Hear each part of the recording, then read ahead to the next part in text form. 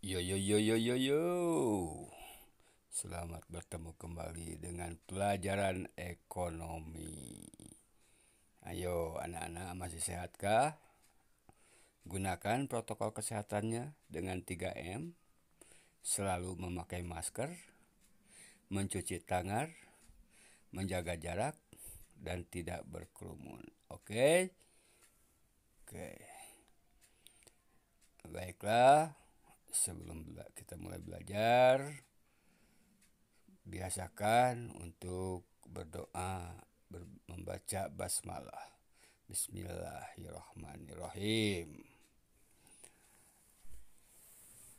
Baiklah, pada hari ini kita akan belajar materi fungsi produksi dan hukum hasil yang semakin berkurang. Fungsi adalah suatu persamaan matematika yang menyatakan hubungan antara variabel X dan variabel Y.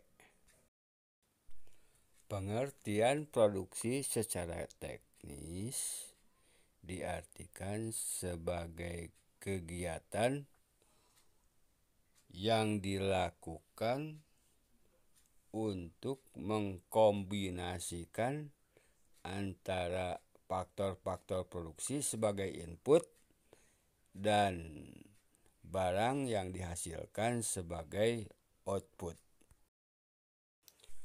Secara matematis, fungsi produksi itu dirumuskan sebagai Q sama dengan F dalam kurung K, L, R, dan T, di mana Q-nya adalah output hasil barang, F-nya adalah fungsi persamaan, K-nya adalah dari kapital atau modal, L-nya dari labor atau tenaga kerja, R-nya resources sumber daya, dan T-nya adalah teknologi. Jadi dalam hal ini itu hubungan antara bahwasanya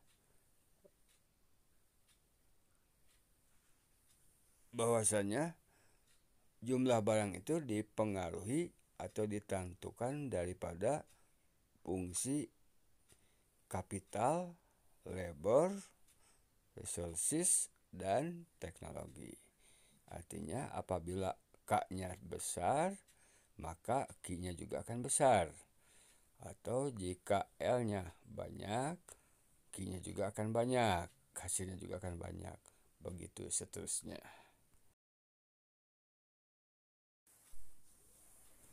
Setelah kita mempelajari fungsi produksi, sekarang kita akan membahas tentang hukum hasil yang semakin berkurang yang dikemukakan oleh David Ricardo.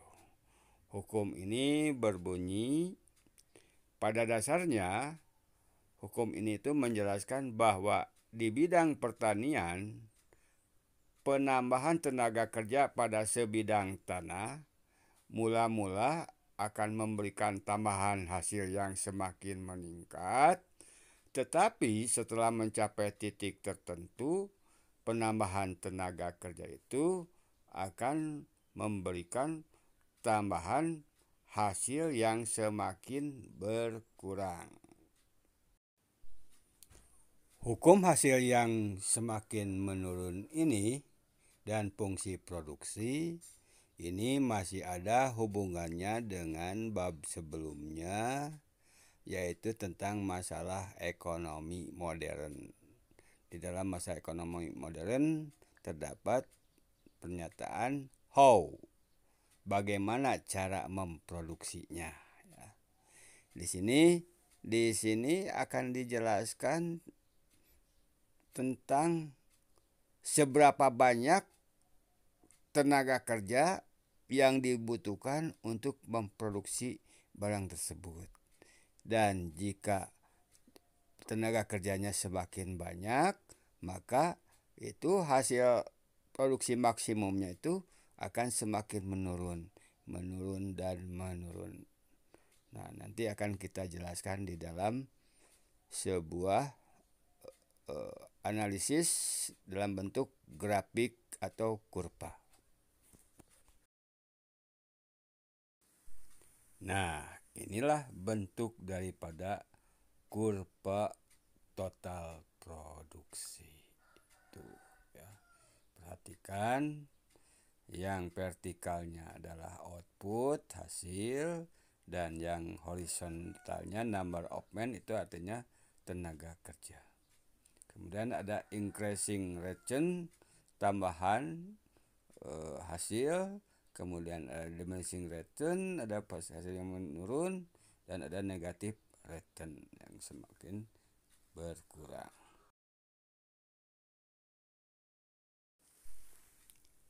Selanjutnya adalah ini gabungan daripada kurva total produksi, marginal produksi, dan average produksi. Total produksi keseluruhan, marginal produksi itu artinya setiap ada penambahan tenaga kerja akan bertambah inputnya, outputnya akan bertambah outputnya. Itu marginal produksi. Dan average produksi adalah rata-rata daripada hasil produksi. Jadi kalau jumlahnya 100, tenaga kerjanya 2, maka 100 dibagi 2 hasilnya 50. Begitu ya.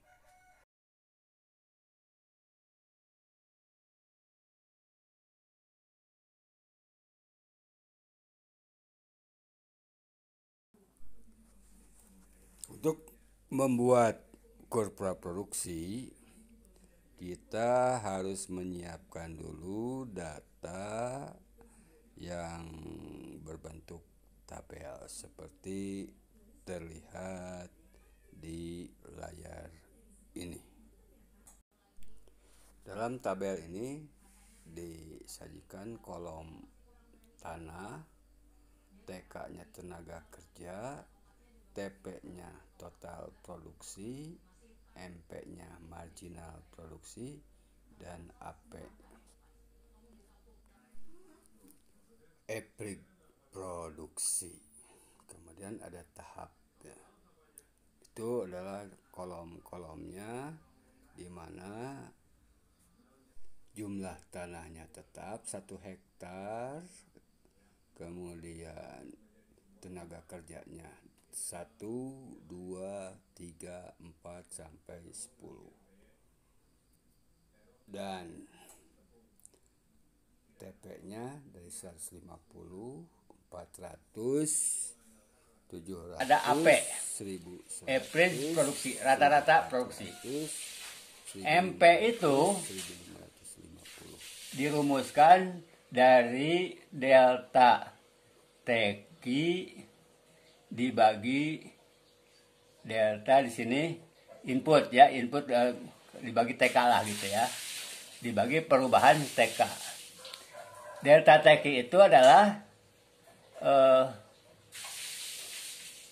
ini TP 2 dikurangi TP 1. Ini dibagi TK yang kedua dibagi yang TK yang ke-1 ya. Jadi seterusnya ke bawah gitu ya. Nah, tulis paling atasnya itu adalah TP ya. TP. Sedangkan ini jalur ini TK ya. Nah, jalur ini 0 ya. Yang 0-nya kita tandai ya. Biar jelas. Ini 0-nya ya. Tuh ya. Kita lihat, kita gambarkan daripada tabel yang sudah ada. Pada saat tenaga kerja 0, di sini 0, maka total produksinya juga adalah 0. Ketika tenaga kerjanya 1, di sini 1, total produksinya 150. Kedua, 400. Ketiga, 700. Keempat, 1.100. Sini 1.000, 1.100. Kelima, 1.400.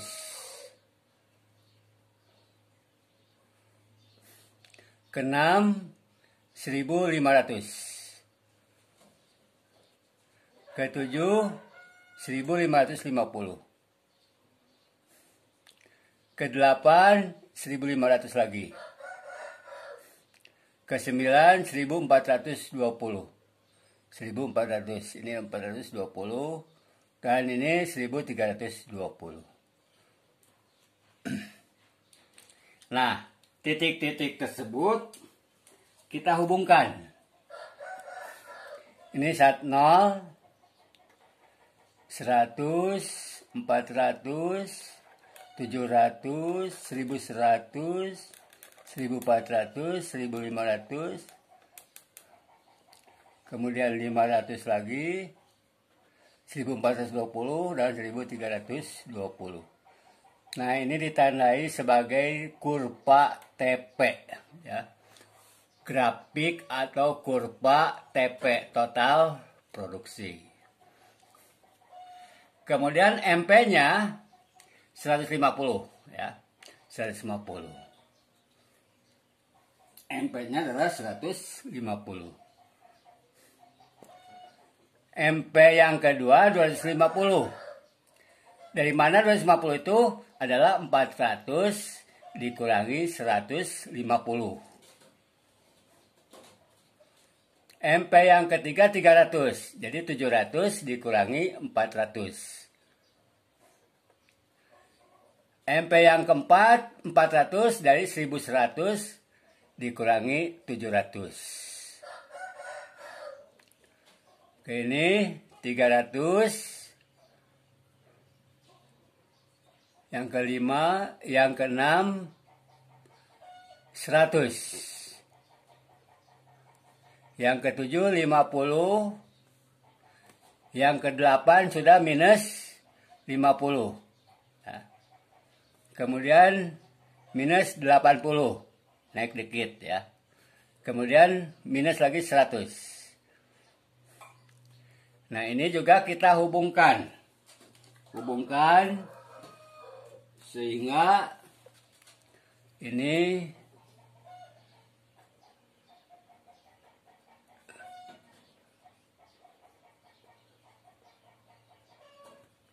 nah, ini kita tulis MP.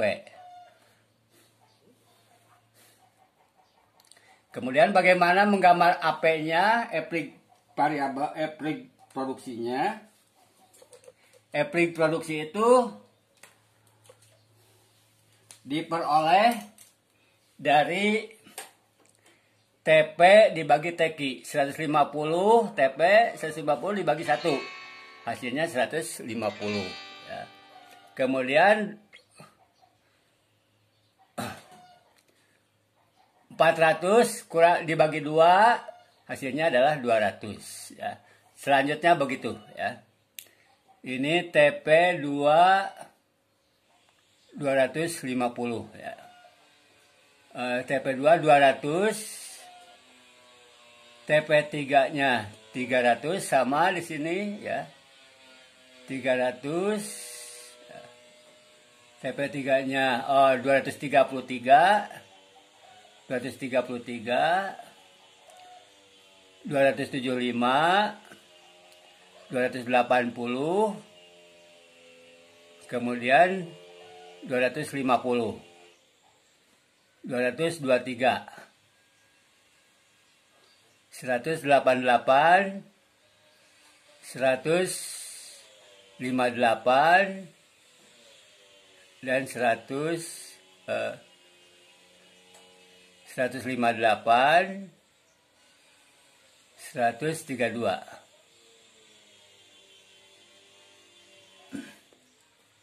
Kemudian kita hubungkan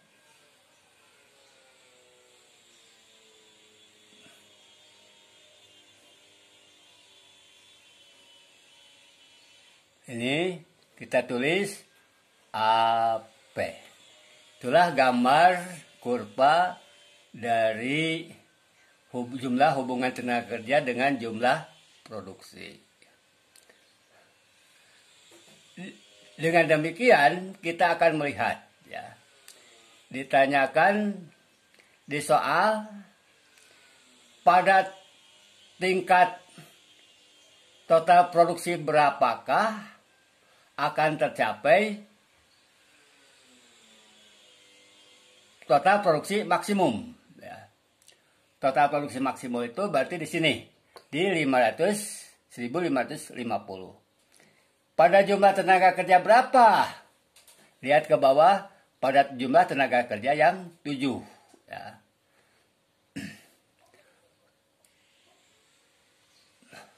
Nah, di sini sampai berapakah total produksi akan menurun? Total produksi akan menurun, ya. Total produksi akan menurun. Total produksi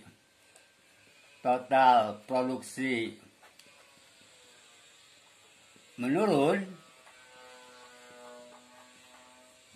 saat MP-nya sama dengan 0, ya. Saat MP-nya 0 di sini, ya. Kita tarik.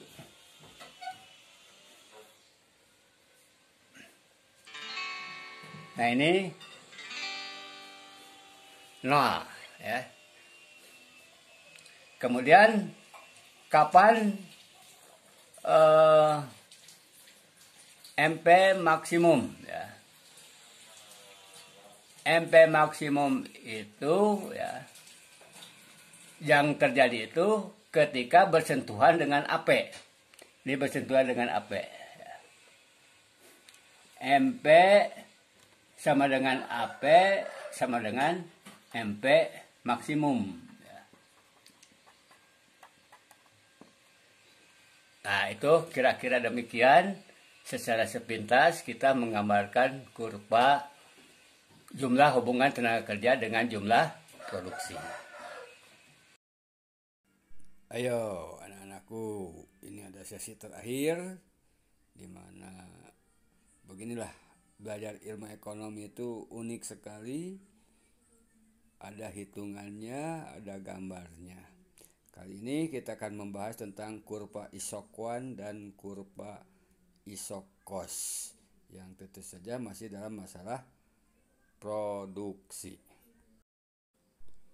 Kurva Isoquant adalah kurva yang merupakan tempat kedudukan titik-titik yang menunjukkan kombinasi dua faktor produksi guna menghasilkan tingkat produksi yang sama. Itu Isoquant. Dalam tabel ini terlihat beberapa kombinasi. Apabila kita menggunakan kombinasi A, modalnya 50, tenaga kerjanya 1, hasilnya 1.500. Atau menggunakan modal lebih sedikit lagi, tenaga kerjanya bertambah. Dan pada saat terakhir itu modalnya 45 dan hasilnya dengan tenaga kerja yang banyak hasilnya tetap 1.500. Sampai kombinasi D, kapitalnya 38 dan tenaga kerjanya 4, tetap hasilnya 1.500. Dan ini yang keempat itu dinamakan padat karya, sedangkan yang pertama dinamakan padat modal. Nah, perhatikan ini kurvanya, bahwa Isoquant kurvanya itu berbentuk cembung, ya. Ini adalah bentuk kurva Isoquant. Nah, dalam kurva Isokos itu adalah sebuah kurva yang menunjukkan kombinasi dua faktor produksi dengan biaya yang sama. Itu. Jadi kita lihat kombinasi A kapitalnya 8, labornya 0, biayanya 1.200. Kombinasi B kapitalnya 6, tenaga kerjanya 3, total biayanya 1.200 sampai total yang D modalnya 2, tenaga kerjanya 9, total ekspediturnya tetap 1.200. Nah, ini kurva Isokos di mana di sini adalah berbentuk negatif, artinya apabila yang satu bertambah, yang satu akan berkurang. Ya, sehingga slope-nya negatif, jadi lurus ke bawah. Kita simpulkan bahwasannya kurva produksi dengan hukum hasil yang semakin berkurang atau menurun menunjukkan di mana sumber daya yang tetap menghasilkan produksi yang berbeda. Sedangkan isokwan kombinasi yang berbeda menghasilkan output yang sama. Sedangkan isokos dengan kombinasi yang berbeda mengeluarkan biaya yang sama. Itu ya. Selesai sudah untuk produksi, dan kita akan bahas dengan pelaku konsumen ya, pelaku konsumen di bagian ketiga.